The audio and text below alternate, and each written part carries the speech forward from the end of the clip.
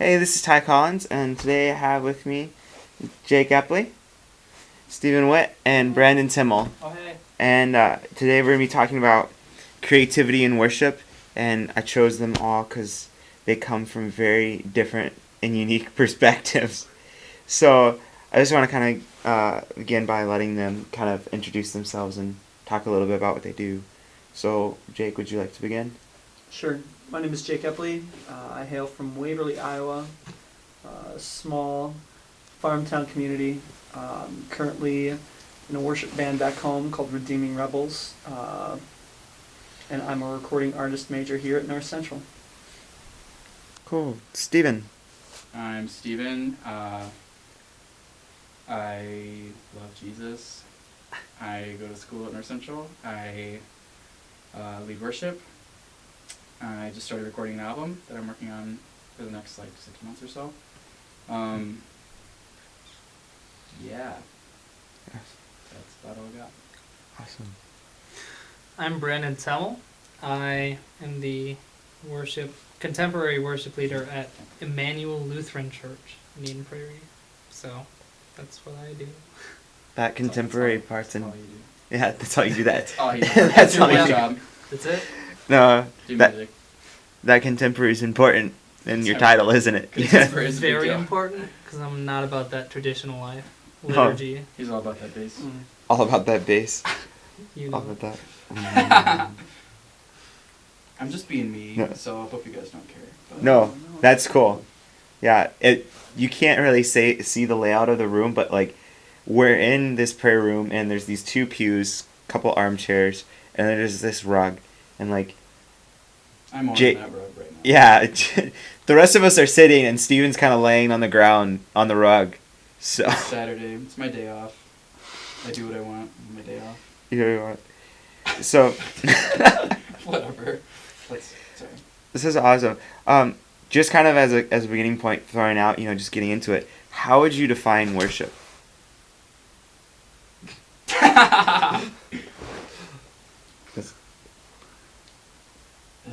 Can I start? Yeah, you can start. Yeah, go ahead. Well, I would define worship as anything you do unto the Lord. So it definitely transcends music. We're probably going to talk mainly about musical worship, but I think, I believe worship is anything that is done towards the Lord. You hinted at this a little bit, but you were kind of talking about how like we're going to be kind of steering it towards musical worship, and so how does the definition we've kind of come to, which is doing like the service of God, like everything you do for God.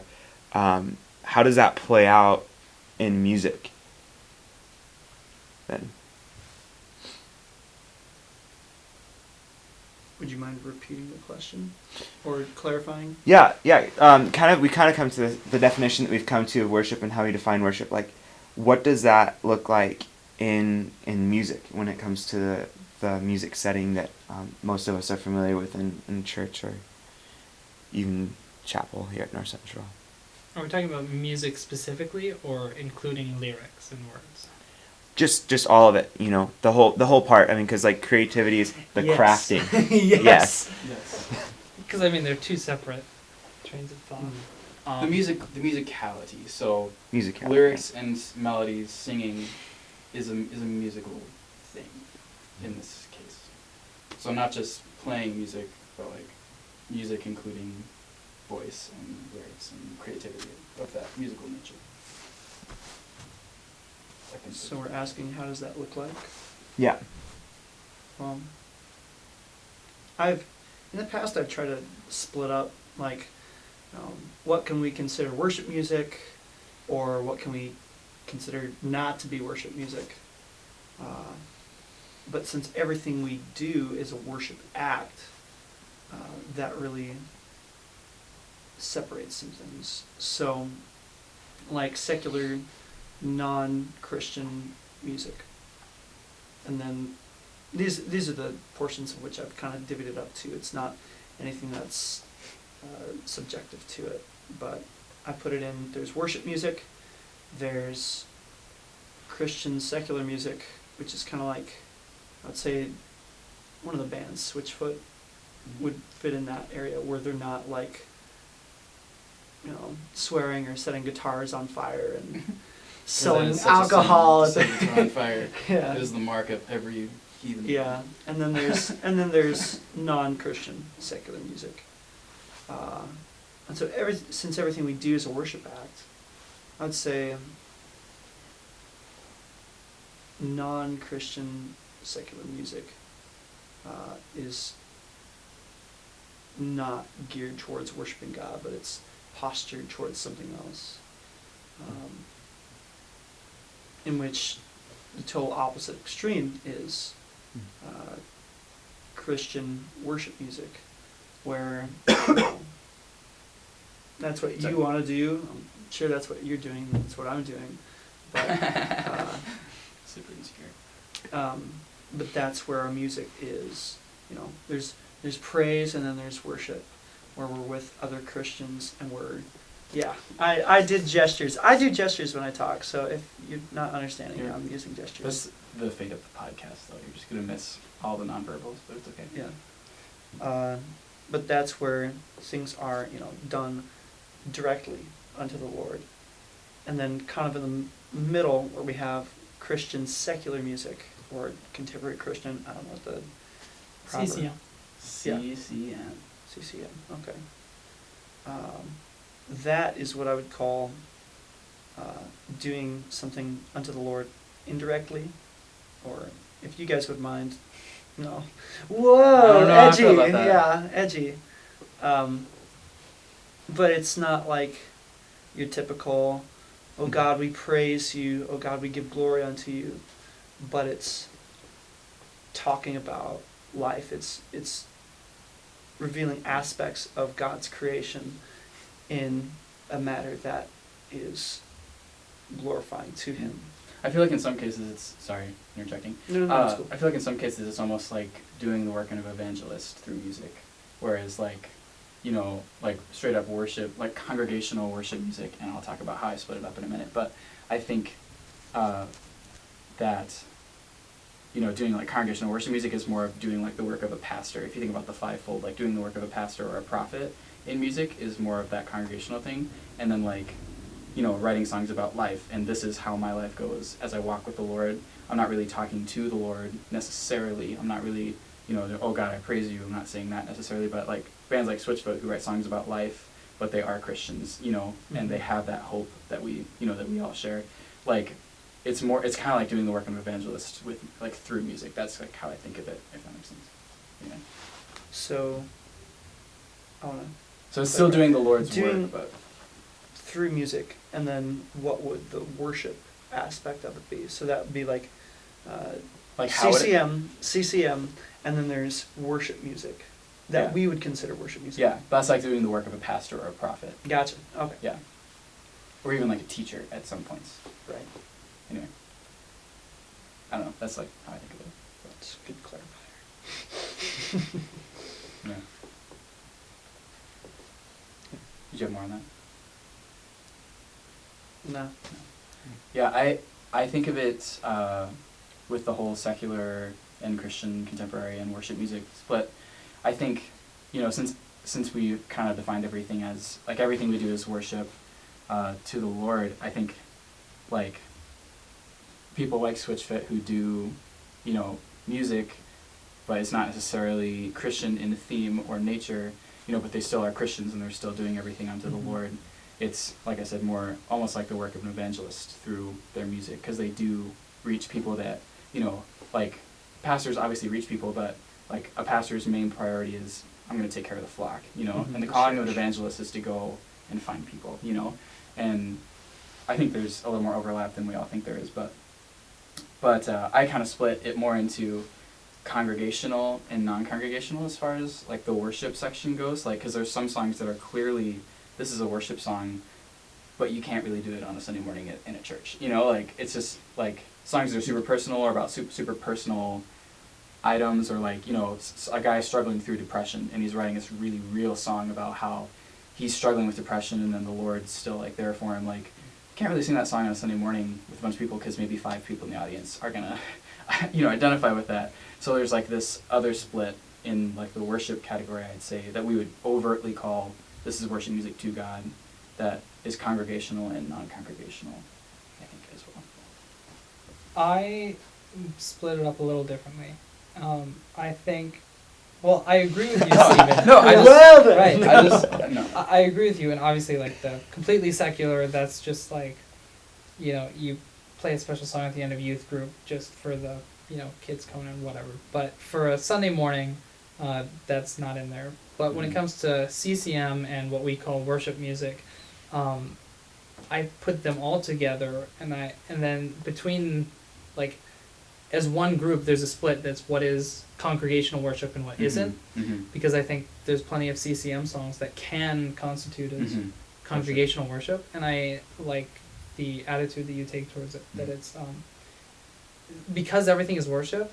Our question that we have to answer then is, well, what's appropriate for the church? If Mhm. everything's worship, what should Yeah. we do? Yeah, Because yeah. if a chef is worshiping by making food, why don't we have a chef making food in front of the entire church? This is fantastic. I like this. Yeah. I like this a lot. Yeah. It's worship, but the congregation doesn't benefit. Yeah. They aren't ministered to, and so it's like Yep. the goal is ultimately to think: does this song minister to the Yep. people in my church? Yep. And that can be different from church to Yeah. church, Does it edify? Mhm. Yeah. Does it right? build up? So Yeah. you know, some songs will be okay in one church and not okay in another, just because you know some congregations it fits them, some it doesn't. Yep. You just have to know who's in your congregation, where they're at, which you know your flock. Yep.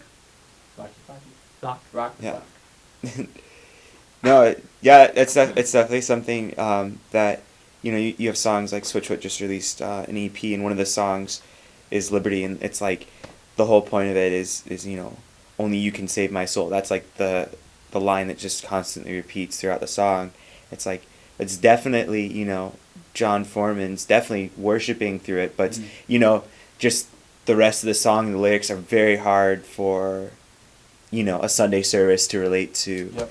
So, Because it's very personal. yeah, it's very personal, and it's like, it's almost, this sounds weird because we're talking about creativity, it's almost overly poetic, like the verses Mhm. especially, it comes to this point where it's like, the imagery that's being used is not something that's easily picked up Yeah. by a congregation, Yeah. It's like the goal, because like the goal of some songs, and this is where sometimes they get split from the congregational realm, even though all the content is very, like, could work that way. Like, musically, sometimes a song can be more about expression and more about, this is me expressing myself to the Lord. So, no, not everyone's going to be able to sing along because I'm going to sing it in 5 octaves and, no one can do that. But, like, to express what I'm feeling to the Lord, I need to sing it in this huge range and I need to play this weird chord here because that sounds like what I'm feeling, So it can take it away from the congregational area, even if the content is all, like, and sometimes the lyrics can be almost too much for that too, but I think musically, like, a song can be more about expression than it is about, like, I don't know what the other side of it would be, but, like, sometimes when you write songs, you write a worship song, like, for yourself to express, and then sometimes when you write a song, you write it, okay, this song is for the church, so I'm going to intentionally make it simple enough that we can all sing it wherever level we're at, at the same time, but sometimes you just need to express your creativity, and not everyone's going to be able to go there with you, if that makes sense, but you still need to write that song, if that makes sense. I don't know, I think of it like that. Yeah, I think you guys you're all musicians and you'll have projects, and so that's something that's like, in the crafting of a worship set in that sort of setting, like, how does that play out as a musician? Because, like, you're mindful of the congregation, and at the same time, you want to be doing the best of your ability. What I tell my team is that I want them to be a good enough musician that they can worship while they play. Mm-hmm. That their playing an instrument doesn't distract them from worship, that they can always get just as much out of worship when they're on the stage as when they're off the stage. So that is my primary goal for being an excellent musicians, is just so that everyone can worship, because that's the goal. And then also to be great musicians and not make mistakes so that we don't distract anybody from worship, because worship is supposed to bring people to reflect on God and express their praise to God, and if all they hear is that guitar that's a quarter step under everything and shrieking, and there's a bunch of feedbacks, like, they won't be able to think about God because we're human and we'd just be too distracted by that. So Yeah. to remove distractions and to allow the team to worship while they're leading people, Yeah. that's what I think.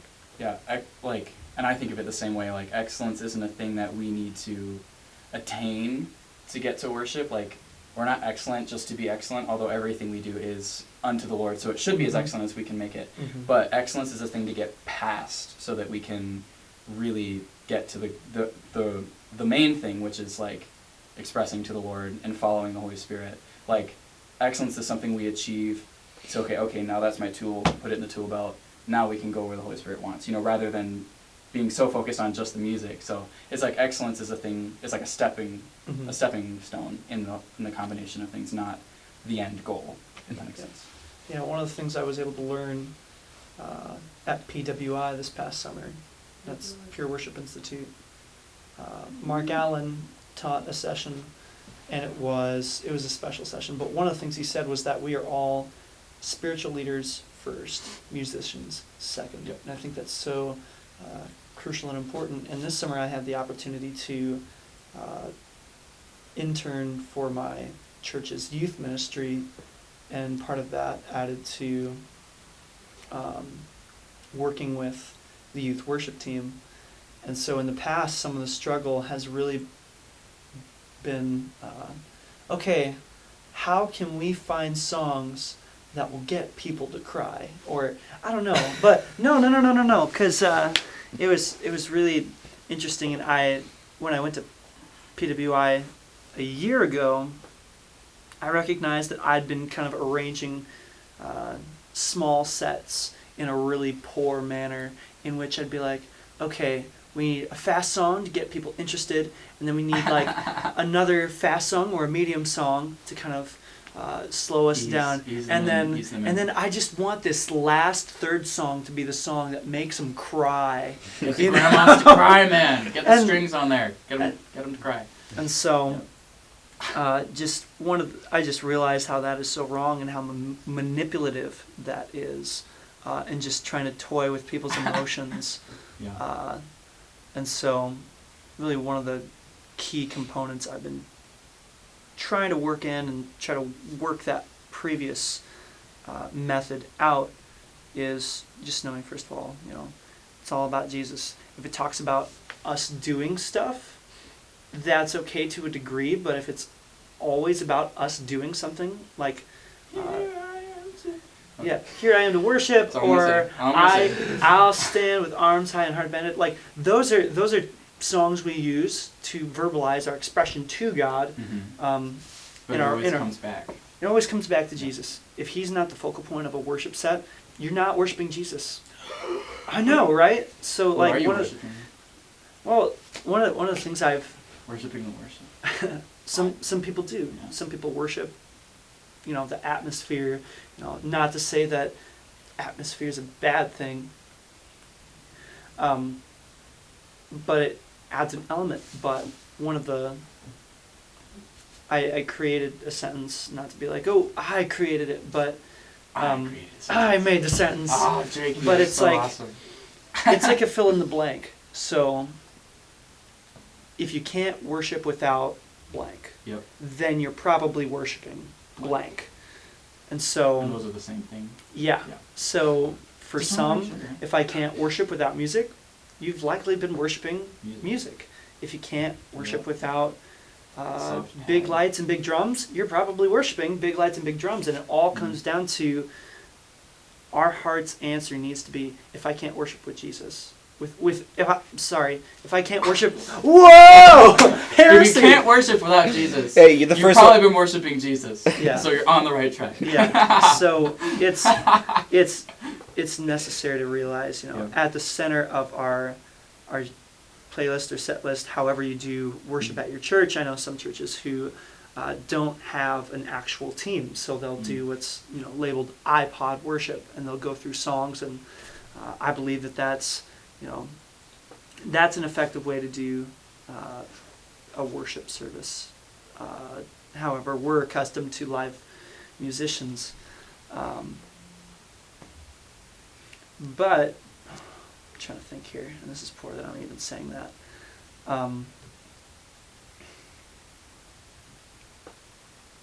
If Jesus is not at the center of our set list, and we're just trying to, get emotions out of people and get them, a good experience with God, and we're not actually trying to, facilitate their worship and help them engage with God,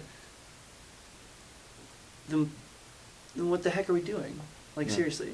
Are we just trying to make it, in some cases I would say we're trying to make a name for ourselves, or like, in the sense of, hey, you thought tonight was good, come back next week, and we're just trying to promote ourselves and our ministry, when what we should be doing is promoting Jesus. Yeah. I want to throw it out there too, because a lot of musicians, especially younger musicians, who have not been involved in church politics, haven't had the experience yet. But there are quite a few pastors who will say, hey, people are not engaging in worship, you really need to do a fast song. Do a fast song, and do all these things to make them engage in worship. And really, I firmly believe it's the pastor's job to get the congregation to engage in worship, because they'll engage if their hearts are open. Their hearts will be open if they're being taught. So I think it's really the pastor's job and not the music pastors so much. But there are pastors that will encourage you to be manipulative. And I think that's something to watch out for. Yeah. And let that be a red flag to you. If you're on staff and pastor does that, don't necessarily quit on the spot, but let it be. Yeah. Don't be afraid to challenge it back too. Right. And because agreeing in that sense, there needs to be also that good relationship between the worship pastor and whether it's a senior pastor or lead pastor or whatever the terminology is, that they can effectively communicate, so that people are not being distracted or being led on by music, but rather led by the Spirit. So yeah, I think something too is like we've talked about in kind of bits and pieces is like the music is a part of it. It's not the end goal, and we're spiritual leaders first. But given that music is a big part of live worship, where does creativity fit in that mix? Especially, we're all artists to some degree. Me less than all of you guys. But I mean, like, you guys are all recording projects and stuff. So like, and for the most part, it is intended to be more in the congregational setting, I believe, for most of you. But yeah, no. So how does creativity fit into the music then of a worship set? First, I agree. Music is a big part of music-led worship. Just want to throw that out there. We're on the same page. I also agree with that. I think music is a huge. I think music actually is an integral part of musical worship. I definitely agree with that. What do you think, Jake? I agree to some degree. Okay. Okay. Are you speaking or? I guess. Okay. I was just making a joke primarily, but I can speak too. I can talk too. See, I don't just sing. Okay, sorry. I mean, it's kind of the same thing as what I was saying about music and how that fits into worship. It's like creativity. We want to be as creative as we can. Well, not as creative as we can be, because then you get into experimental and just really weird stuff. But we want to be creative, and we want to do it to the best of our ability, because that is scriptural, and that is that's what we're to do as Christians. But again, if anything gets in the way of people engaging in worship of the congregation, then it's not supposed to be there. And I think it's really easy for us to go, yeah, this new worship song is so great, and then you forget how distracting the dance music is, because everyone's sitting there. You can't think when there's a thud, thud, thud, thud, thud, thud.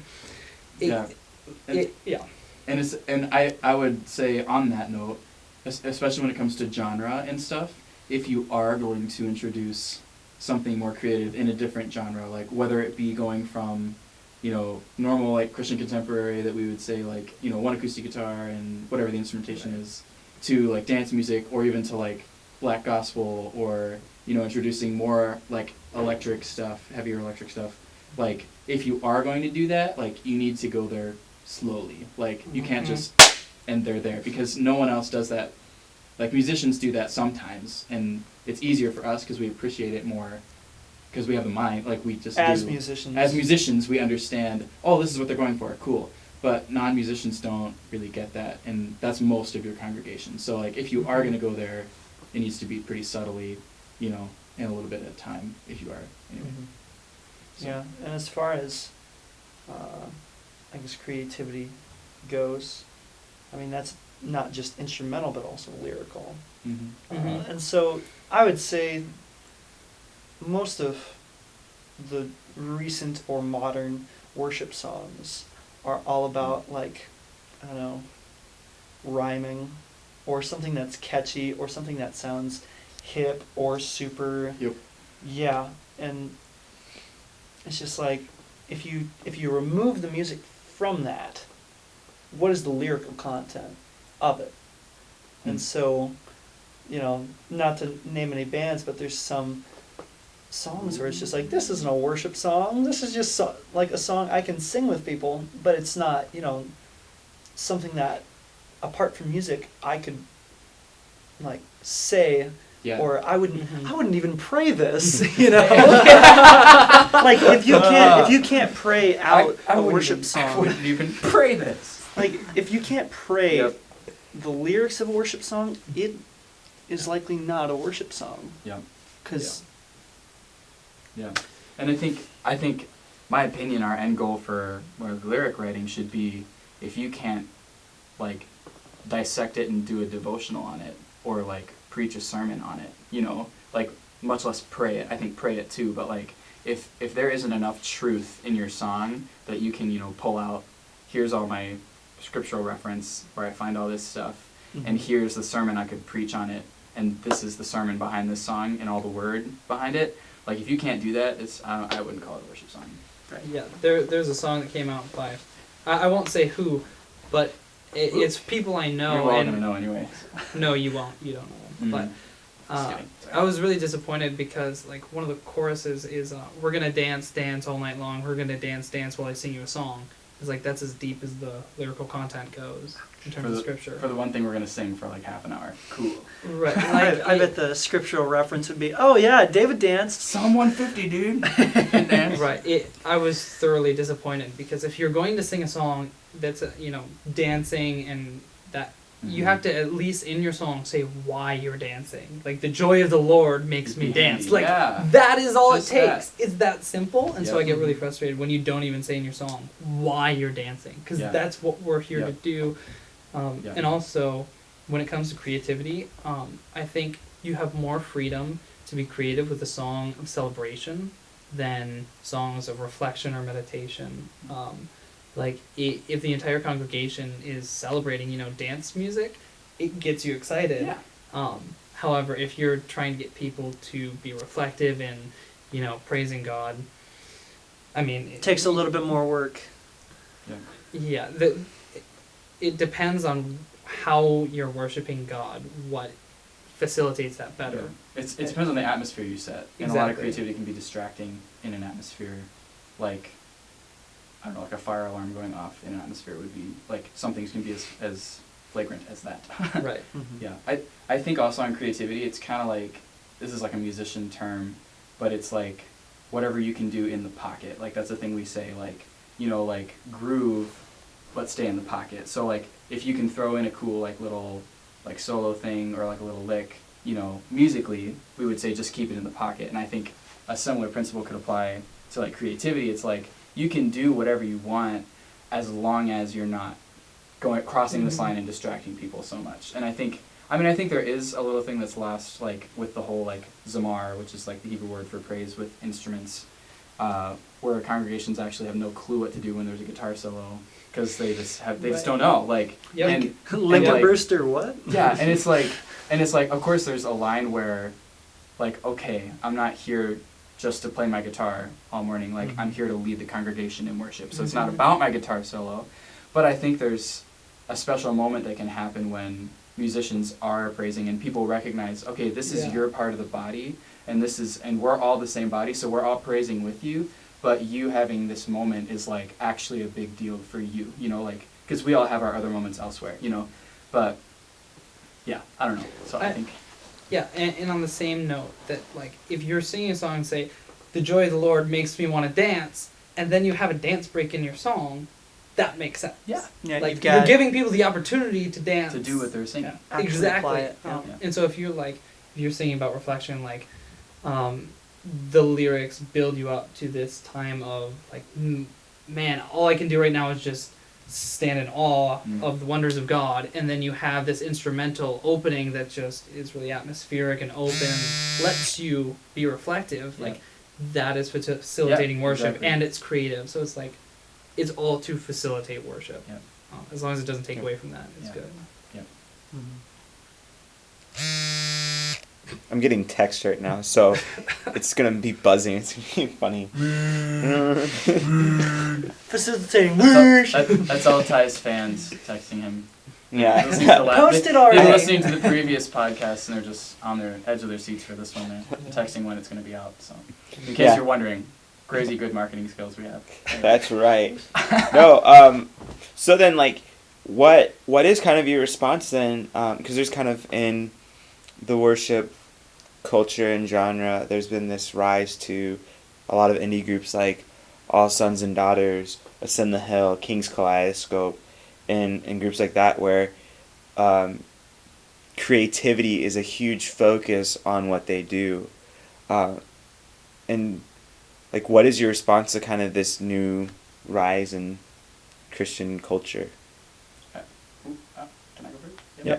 I think I feel like I already kind of said it with the whole like creativity but in the pocket thing, but I would say creativity is great as long as it's not distracting, and also like for me I think, you know, arrangements and creativity, it's great as long as you can flow, like, but if you get to the point where your arrangement is more important than following the Spirit in the middle of your worship set, you're worshiping your arrangement, you know, like kind of like you said, fill in the blank, like that's, you know, so if your arrangement's really creative, sweet, but if your arrangement can't go bye-bye to like follow the Spirit when he says, hey, this is, you know, someone needs healed right now and I need you to stop your song, say, hey, is there someone who needs healing, we're going to pray for healing right now, you know, if that can't happen in the middle of your song, and I know different people operate in different spiritual gifts, so it could be different for whoever you are, it could be different, but if the Holy Spirit can't stop you in your song and move in a different way or in addition to your music, I think your arrangement is a little too high on the pedestal. That's my opinion.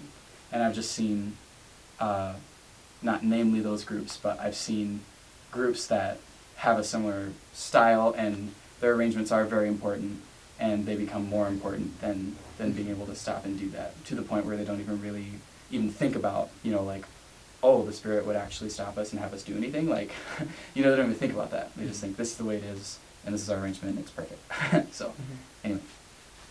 Yeah, sometimes it can, I would say it goes a lot with some of the culture as well, because some people are more apt to, a particular style or setting of music, which, you know, if you can't worship without the style, then you're probably worshiping the style. But in contexts where those instruments, like King's Kaleidoscope, I think they're, would they be labeled like ska, in the sense where they have brass and violin stuff? Yeah. Somebody. Or, Yeah, they're like an 11-piece band. Give me some brass. Yeah. I'm all about that brass. but like sometimes that's just like for us, because that's, I don't know if that's natural, like additions in, I guess, a group for us, but it's not for me, but that might be for them. And if those are elements that they're, you know, that they're adding, but it's not distracting, then I would say that's okay. Yeah, for and, sure. And I not would to that's say, good. and not to say like, where we don't have that and we add that, then it'd be wrong. No, we can worship with, you know, whatever instruments. But I'd say partially that's cultural, but we need to be, like you said, sensitive to the Spirit.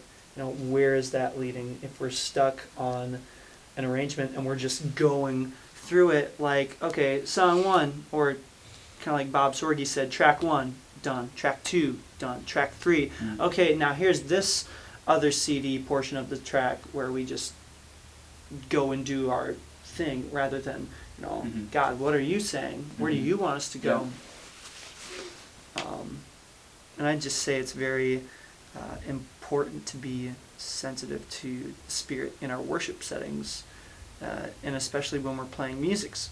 Or not musics, music. Musics. The multiple, the plural. musics. The plural. But it's important that we're sensitive to the Spirit, every member of the team as well, Mhm. because then it's like, oh, if the Holy Spirit wants us to flow this way, you know, if someone's, you know, on a team and they're very musical, but they don't have a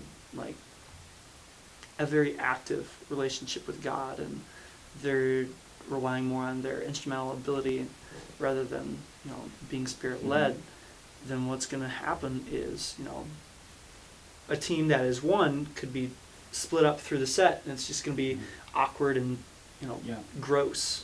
Yeah, because they don't understand that. Like, and I've been part of teams where, like, I felt we needed to go one way, and the rest of the team wanted to stick to the arrangement. So it's like been really frustrating because they didn't understand even what I was trying to do, you know. Mhm. Mm-hmm. So anyway, super frustrating. But I have nothing to add. You have nothing to add? nothing. No, that. Don't we you haven't know? had any sharp disagreements yet. We've been, yeah, we've been going back and But forth. I'm happy, but But part yeah, of me is disappointed. there's I been wanna no fight with somebody. there's been no intense I'll moments. fight with you. Yeah. No, I don't want to. Afterwards, out in the back. No. Cats are not mammals. Okay. Okay. Off topic. We'll fight later about that. Yeah, cats can be talked about later. I might take that out of this. Or I'll just isolate the cats are not mammals statement.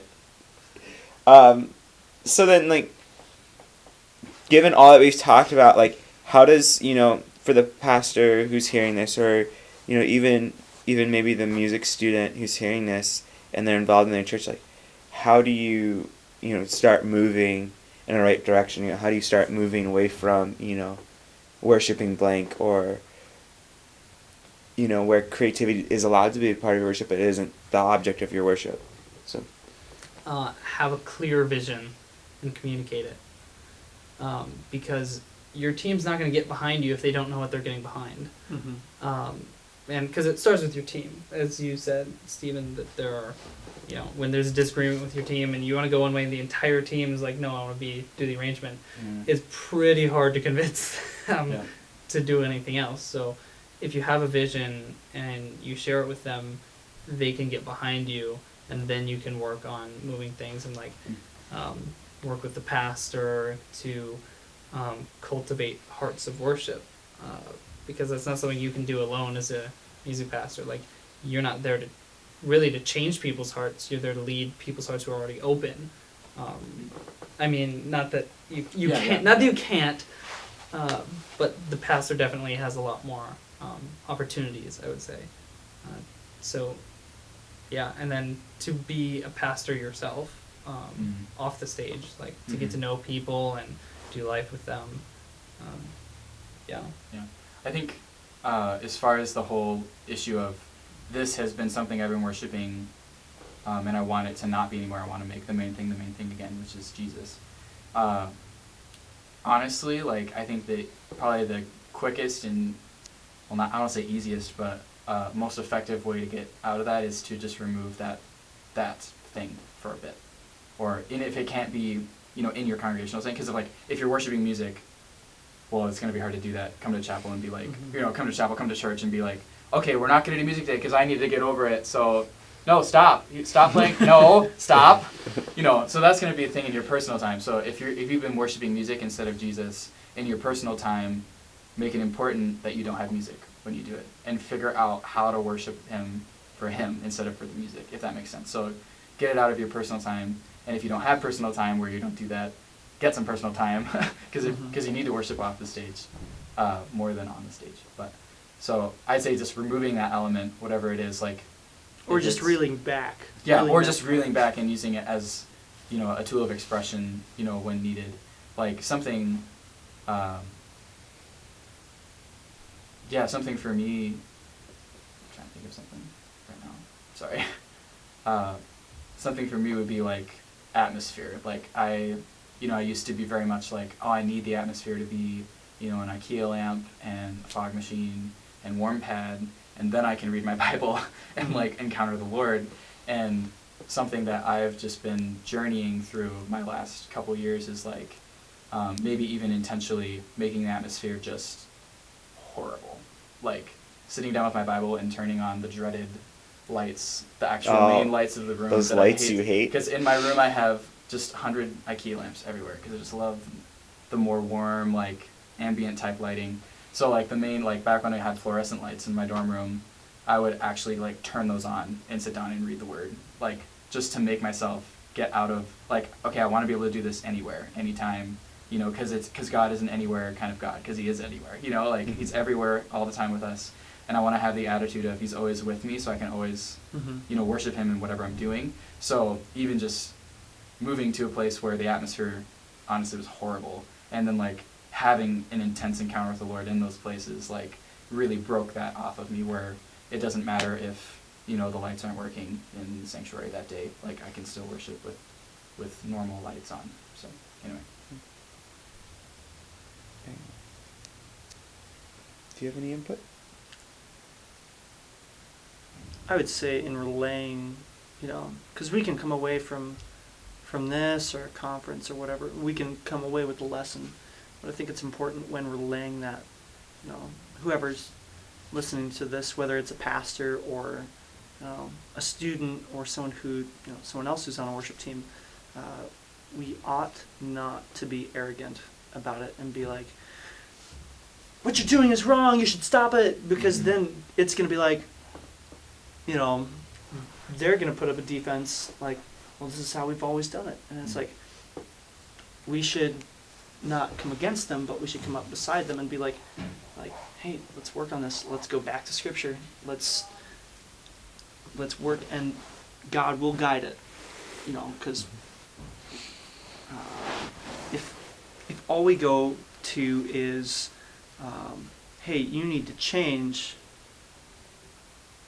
Okay, that's a nice, bold claim, but change to what?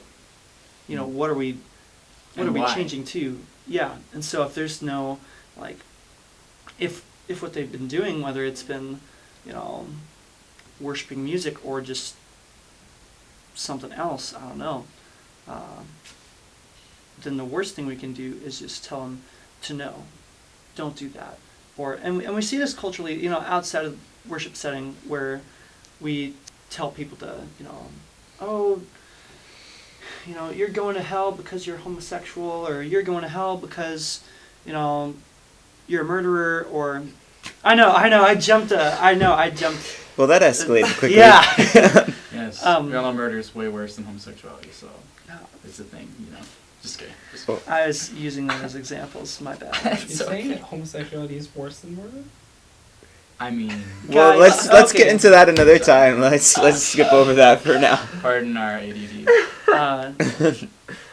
But if we're calling people to do something without calling them to something else, it's like, stop this. Okay, well, if I do stop this, am I going to turn to something else? Mhm. Because there's always going to be, we've all got schedules, all got time. If we take something out of our schedule, I've got time to do something else. There it goes. So, Yeah. I mean, by Yeah. bringing it back, if we just tell people, stop, playing pad or stop using drums because it's distracting, then it's like, then what will we fill that with? And so it should always, we want to bring it back to the scripture so that it's not just this ambiguous, just don't do that. Yeah. We want to have guidance along with it. Yeah. And we definitely want to, like I said, not come against them, but come alongside them, that, they're not alone in whatever change they're making. Yeah. And Yeah. so instead of focusing on the problem, we need to focus on the solution. Have a Like, vision, Yeah. maybe. Like, oh, full circle! oh yeah! But yeah, focus on, like, the idea is, like, we want to worship Jesus in any context. So rather than being like, oh, don't do this because you're doing it wrong, be like, let's do this today because it helps us engage all of us, because we're a holistic people, like every part of us is involved in worship. So Yeah. let's do this today to like exercise this part of worshiping, even though we don't normally do it, if that makes sense. And that'll help us all break out, I think. Yeah, that's awesome. So, do you have anything going on with your any projects, Brandon, right now, or are you just kind of doing I'm working whatever? on my senior project. Doing your senior project, okay. Well, Your recital? Yeah. recital. Is there something aside from your recital? No, I wish No. there was. Cool. Do you want to maybe talk about the CD you're working on for a bit? Sure. Yeah. Yeah, I'm working on a worship album, all original stuff other than we're covering Come Thou Fount. We have a really cool arrangement for that. We're doing it in the studio, so it's a little easier to be like intentionally creative in the studio, I think. Yeah. And plan out, because you have to plan out a specific arrangement, like this is how we're going to do it, otherwise you can't track it in the studio. So a little out of my element because I'm not used to sticking like glue to a certain arrangement, but it's good. I'm enjoying it. Yeah, all the songs are original other than that one, like I mentioned, and a lot of them are birthed out of like just crap, just hard times for me. Like, no, they're not. No, it's not like that. They're not like basic. Sorry.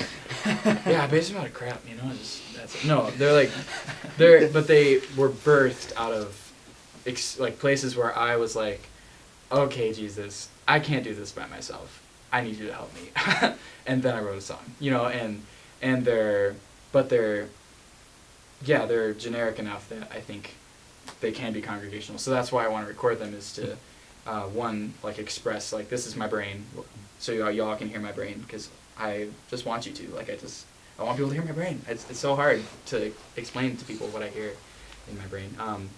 But also, I think, the songs can really become the cry of a lot of other people as well, who are going through, similar situations of, like, a parent dying or, feeling super rejected. Like, I think other people can grab onto these and, like, when they're feeling lonely, when they're feeling all these weird emotions that are just running rampant everywhere, like, they can still grasp onto this truth just like I was in that same place, and then, share that story with them and be like, and here's the song I wrote about it, and I think it can help other people too. So that's why I'm doing it. Yeah, and do you know when it's gonna drop? It's, marketing move. Ready? Here it comes. Summer of 2015. Summer of 2015. Intentionally a little vague. I'll just share with you podcast people. It's intentionally a little vague in case anything goes a little sticky. Yeah. Summer can mean like May or it can mean like August, so it's nice. Yeah. But it'll be somewhere in next summer. I anticipate it being late May, but we'll see. That's awesome. No promises. Yeah, and he's my roommate, so I'm sure I'll keep you guys up to date as stuff You'll is keep going them on. accountable to getting that done. That's right. I'll make it happen. Summer Make 15. it happen. It's on the podcast. It has to happen now. Crap. I'm bound. Cool. And Jake, you mentioned you're in the band Redeeming Rebels, and you have a campaign going on right now. Just kind of talk about your band a little. Yeah.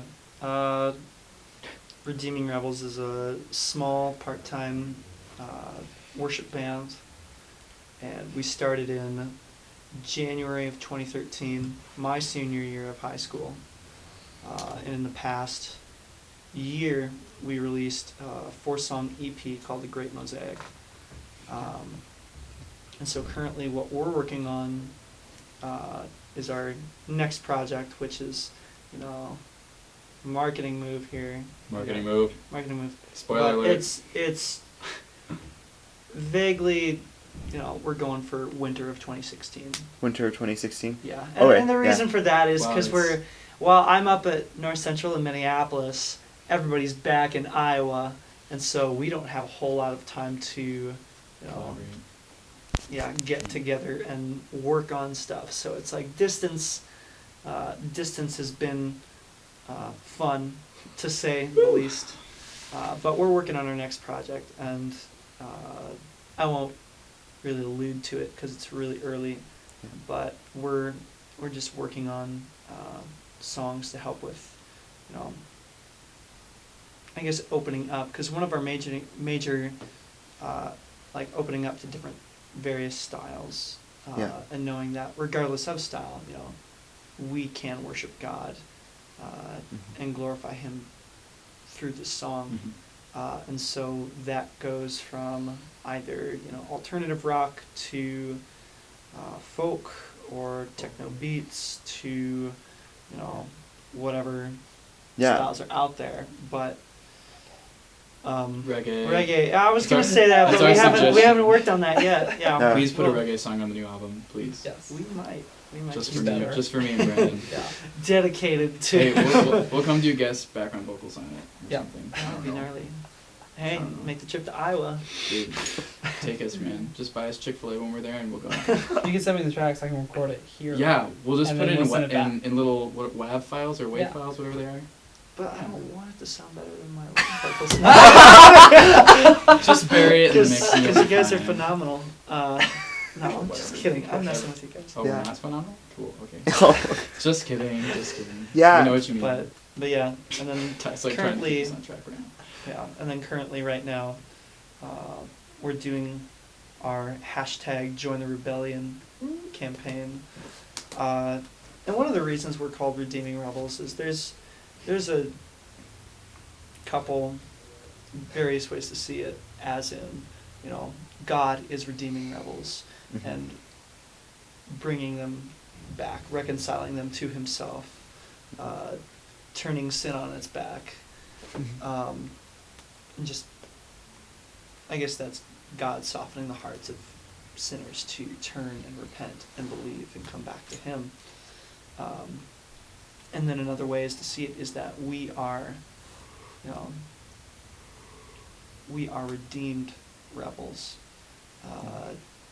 And that kind of goes in with that God has redeemed us Yeah. and using us for His purposes. And then one last way, I guess, to see it is that, as rebels, Christians are now, I would say, considerably the counterculture, Yeah, we are. because our culture is going in one direction, and Christianity, One direction. One Direction, that band. It's Man, the whole culture is just going one direction, man. sinners. But actually. But Christianity is the counterculture in Yeah. that, and we are rebelling against the norm. Yeah. And so you picked a song out off your album, The Great Mosaic, called King Jesus Victorious, and we're just going to sample a bit of that. If my thing... Oh, I got to get my stuff to work right. Man, that awkward moment when you have your stuff on mute. Press play. When it's already...